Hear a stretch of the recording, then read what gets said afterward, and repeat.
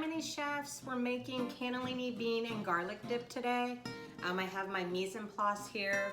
We've got our cannellini beans. They're already rinsed. If you don't like, or if you don't have cannellini beans, you can also do white beans.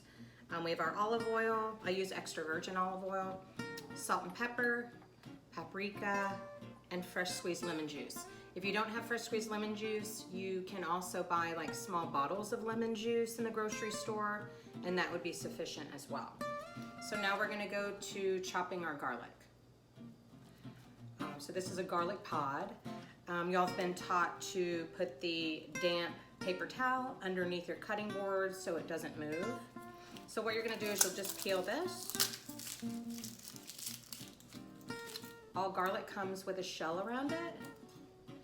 You're gonna hold your knife correctly, facing away from yourself at an angle. You're gonna put your knife against the cutting board and literally smush the garlic. Oops, let's try that again. So this will help to get the shell off of your garlic pod. And then you're gonna tuck your fingers and mince your garlic.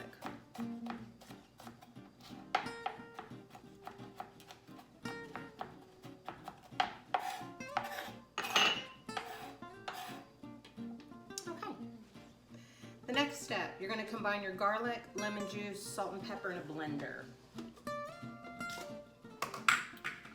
Garlic.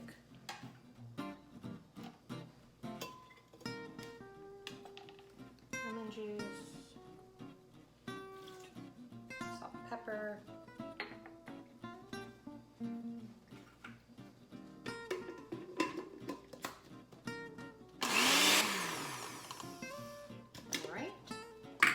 Add your beans. You're gonna process these till they're pureed, so we might have to stop here and there to mix them around with a spoon.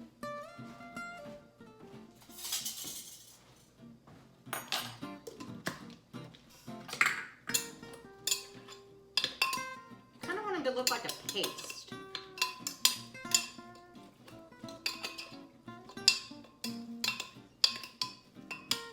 Another example of another dip would be hummus, and you use chickpeas for that, so that would be a dip you could do. You could also do like an edamame dip.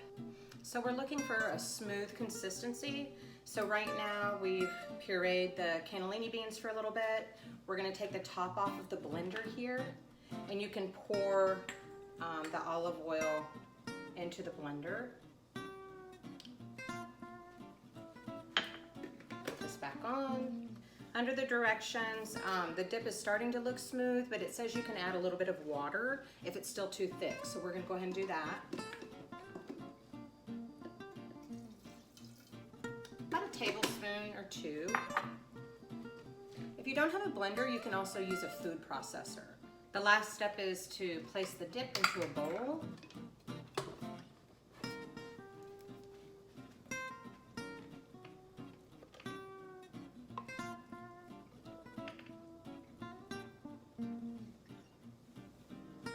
The last step is to add the rest of your olive oil. Just kind of drizzle that on top. Add a bit of your paprika. And then you're going to refrigerate this for 10 minutes.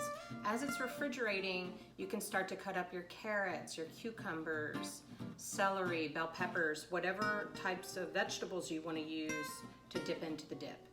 Okay, thank you. Enjoy.